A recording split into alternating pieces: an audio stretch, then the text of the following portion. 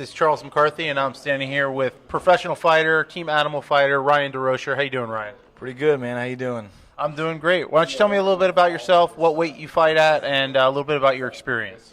I train here with Team Animal with Danny Babcock, Evan Baxter, and Marco Slane. And I'm a 155er, probably a big 155er. And I've been wrestling in high school and just fell in love with Muay Thai and fighting in general. So that's what got me in. Now, Marco's been telling me about you for a long, long time. He told me that you're the guy that's going to come out and impress everybody. So I was excited to watch you fight. You know, I went to CFA. A big part of it was like, man, I'm going to go see Ryan fight. I keep hearing about him, but the fight didn't happen. You want to tell me a little bit about it? Yeah. We had a lot of press conferences and stuff like that ahead of time before the fights. I was a little heavy coming into weigh-ins. I'm usually a big 155er, so it was just I didn't get the right preparation before because of all the conferences and stuff like that we had to do. But I came in a little heavy. He was not my opponent. Dennis Cedeno was not going to accept that. Made me cut the 2 pounds. I had 2 hours to cut 2 pounds. I cut 2 pounds. Actually, I was .2 over, and he was not going to accept that. So we toweled off, got the rest of the weight off, and just let him know that no more tricks. You're going to see me come Friday. And that, I guess the joke was on me because he didn't show up. I'm in the back locker room getting ready, getting my mindset ready, getting ready to fight. And they tell me that he's a no-call, no-show due to the fact that he's scared, basically. Just wasn't sure of the fight and had stomach problems or whatever it was and couldn't make it. So. Now, what do you think about that? Could you imagine a scenario where that would happen to you, where you wouldn't show up for a fight that you weighed in for? Never. I personally, we all coming up into this, we do this for the love of the sport. I'd fight even if we weren't even getting paid for this. I own my own business. I took 3 weeks off of work to train full time, to train hard, and there was nothing short of a broken leg that would have stopped me from fighting in this fight. CFA is a big organization. It's good for me to make my mark and to show everybody, showcase my skills and show what's up.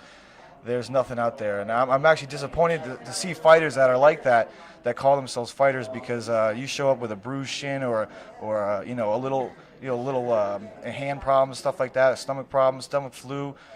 I've seen guys, our gym, the way we grow up and the way we train, unless you're broken, you fight.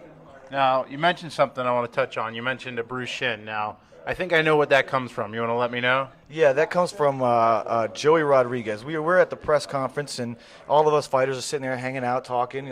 Just to be clear, Joey Rodriguez is a CFA fighter. Joey's fought in CFA numerous times, and he fights out of Fight Sports down in Miami. Yes, and he's supposed to be a tough fighter, just like everybody else is. I guess everybody that fights is supposed to be tough. And he shows up to press conference saying that he's not going to fight because of a bruised shin from kicking his other training partner's elbow. And anybody that's ever trained knows that that's just part of the game. You don't stop fighting because of that. And that's not my business. If he wants to duck fights, that's on him. But he decided to call me out for the fact that Dennis did not show up for the fight. So he also told me that at 155 he could kick my butt, because I made a statement saying that I could beat any 155er in CFA. Well, he decided to say that he could beat me up and he would take a fight with me anytime, any place. I told George De La Nova that, hey, let's get this fight going. This guy really wants to fight me. He has some choice words to say to me and my training partners, and I don't like that. You start talking to my friends and my family like that, we got problems. And the problem was escalated after I made my call out. He decided to talk to my mother, brother, friends and family and my girlfriend that came to the fight to see me fight, told them that they other explicit words and stuff like that I'm not going to say on camera. So that I take it personal, and I would like him to back up what he said and fight me at 155 in the CFA. So imagine your dream scenario comes true. You get the fight with Joey Rodriguez. Tell me the terms of the fight. What's the weight going to be? What's the date going to be? And how's the outcome going to be? I personally don't like calling out guys like Joey Rodriguez because I don't think he's matches up well. He's actually a very soft-looking guy. I've seen his fights. He's not on the same level. I want to fight guys that are at the top level, but this is more of a respect thing. It has nothing to do with me moving up in the ranks. Beating Joey Rodriguez at 155 is not going to do anything for my career, but it's a personal level. I want to take him out, and I want to show what real fighters are supposed to look like, and how the fight's going to go. Me going in there and just dominate him. Actually, I think I'm going to leg kick him for the whole first round, just to let him know what a real leg kick feels like, and then just finish him off and move on to top flight contenders. Hopefully it's at 155. He wants to go at 150, but he's the one that made a statement at 155, so I'll be happy to meet him there. Now, let's move on from Joey. I know you've had big plans. I know you've been working real hard in the gym and putting in your fights. What's your ultimate goal out of this?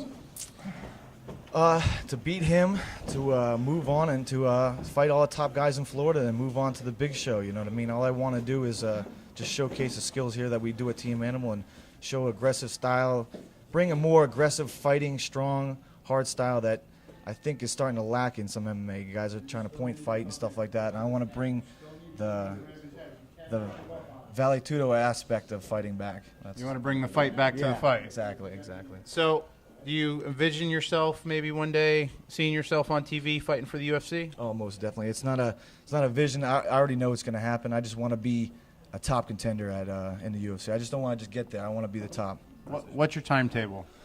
I don't put limits on stuff like that. I just let it happen as it is because you never know what's going to happen. You know what I mean? I just try to fight as hard as I can and let the chips fall where they may. Awesome. Fighting talk for myself. Awesome, Ryan. Well, thank you for taking the time to talk with us, for allowing us into your gym to get a glimpse at some of the training and the trainers that you have.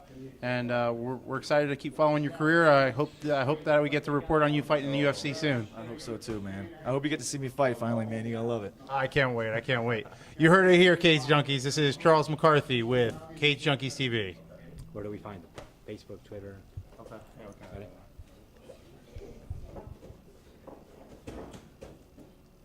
So, Ryan, how do your fans get in touch with you? You got a Facebook, a Twitter? Yeah, I have a Facebook and a Twitter. You can go to Ryan Derocher. I'm on Facebook, or No Love for You on Twitter. So that's No Love, NOLOVE, 4, the number 4, and you. Girlfriend, married, kids? I have a girlfriend. Sorry, ladies. You guys heard it here. Oh, Joey. You guys heard it here first. This is Charles McCarthy standing here with Ryan Derocher at Team Animal.